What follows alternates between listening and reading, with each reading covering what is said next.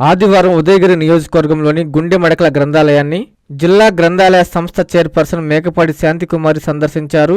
గ్రంథాలయంలోని records, books ను ఆమె తనిఖీ చేశారు. ఈ సందర్భంగా గ్రామస్తులు గ్రంథాలయంలో మౌలిక సదుపాయాలు కల్పించాలని, రీడర్స్ కి కావాల్సిన మౌలిక సదుపాయాలు లేవని ఆమెకు తెలియజేశారు. తప్పనిసరిగా పాఠకులకు కావాల్సిన మౌలిక సదుపాయాలను అన్ని ఏర్పాట్లు చేస్తామని, ముందుగా గ్రంథాలయానికి కొత్త పుస్తకాలు, కుర్చీలు ఏర్పాటు చేస్తామని గ్రామస్తులకు తెలియజేశారు.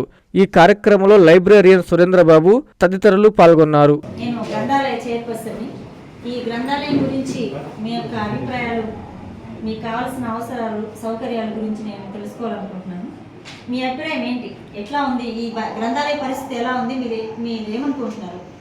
ఈ గ్రంథాలయ పరిస్థితి మేడం 1974లో ఓపెన్ చేసినప్పుడు అప్పుడు బ్రహ్మాండంగా ఈ గ్రంథాలయం ఫస్ట్ క్లాస్కి ఉన్నది. అన్ని బుక్కులు ఉన్నాయి, అందరూ వస్తున్నారు.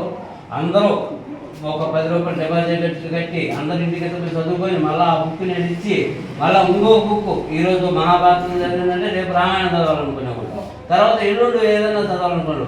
అట్లా ఉన్న గ్రంథాలయం ఈరోజు ఈ గ్రంథాలయంలో రావాలంటే చూడండి ఫర్నిచర్ ఎట్టుంది, ఇది వ్యవస్థ ఎట్టుందో చూడండి. ఎవరు రాగలుగుతారో దాని తోడుగా అన్ని కావాలి, అన్ని సౌకర్యాలు లేవు. పిల్లకాయలు రావాలన్నప్పుడు పిల్లకాయలు కావాలన్నప్పుడు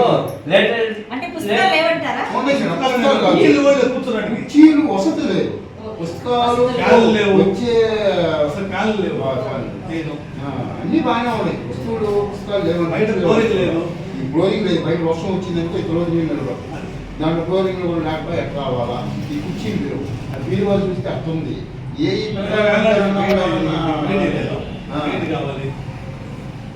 అంటే నేను ఒక చిన్న విషయం అడుగుతాను. అంటే మన ఊర్లో ఏదైనా సమస్య వస్తే ఊరికి సంబంధించి ఒక రోడ్డు కానీ లేకపోతే ఏదైనా వచ్చినప్పుడు మనం ప్రజాప్రతినిధులు వచ్చినప్పుడు వాళ్ళని అడుగుతాం కదా, మా ఊరికి ఇది కావాలి, అది కావాలి.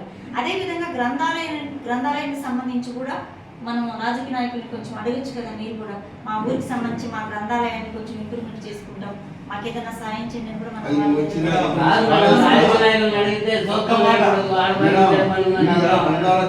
కాబట్టి మేము మిమ్మల్ని అడగలిగాము. ఈ రోజు దాకా మేము ఏ రాజకీయ వచ్చిండ్రు గ్రంథాలయాన్ని చైర్మన్ అప్పుడు తెలియదు. నువ్వు వచ్చిన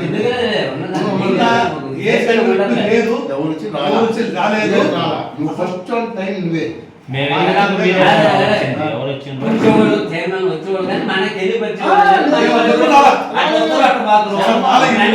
కాబట్టి మనందరం చూడబట్టి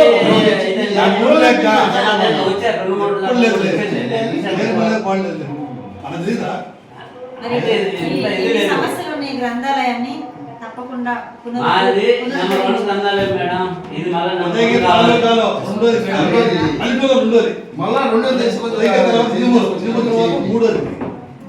కాబట్టి నేనేం చెప్తానంటే దీనంతా ఒకసారి నేను మాట్లాడి మనం ఏం చేయాలంటే ఇప్పుడు మీరు చెప్పారు సమస్యలు, ఫర్నిచరు బయట చేయడం, పెయింటింగ్స్, ఇవన్నీ కూడా గ్రంథాలయం నుంచి కొంత నేను తీసుకొస్తాను ఫండ్. అదేవిధంగా మనం ఏంటంటే రాజకీయ నాయకులు అంటే మనకు సంబంధించిన ఎమ్మెల్యే ప్లస్ ఎంపీ గారి ఫండ్ నుంచి వాళ్ళు మనకు రిలీజ్ చేయొచ్చు. ఎంపీ గారు రిలీజ్ చేయొచ్చు, ఎమ్మెల్యే గారు మనకు కొంత ఫండ్ హెల్ప్ చేయొచ్చు. కాబట్టి మనం కలిసి వాళ్ళని ఒకసారి కలిసి అడిగి వాళ్ళ సహాయం కూడా కొంచెం తీసుకుందాం. మీరు కూడా సహకరించండి, మేము గ్రంథాలయం నుంచి కూడా కొంచెం సహకరించి అందరం కలిసి మన ఊరు గ్రంథాలయాన్ని ఇంప్రూవ్ చేసుకుందాం.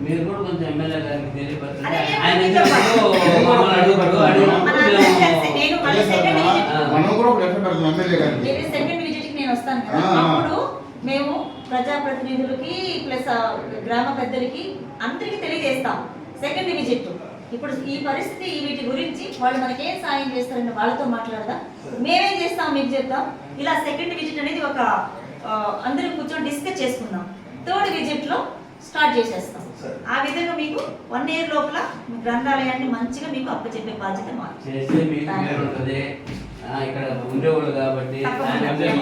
Narayana educational institutions Nellore. NEET 2025లో కేవలం నెల్లూరు నారాయణ మెడికల్ అకాడమీ నుండి జాతీయ స్థాయి ఓపెన్ కేటగిరీలో 1000 లోపు 9 ర్యాంకులు సాధించడంతో పాటు 397కు పైగా మెడికల్ సీట్లు సాధించి మరే ఇతర విద్యా సంస్థలు అందించలేని ఉత్తమ ఫలితాలు అందిపుచ్చుకున్నారు. నీట్ లాంగ్ టర్మ్ బ్యాచ్ కు జూలై 13 నుండి క్లాసులు ప్రారంభం. సంప్రదించండి నెల్లూరు నారాయణ మెడికల్ అకాడమీ.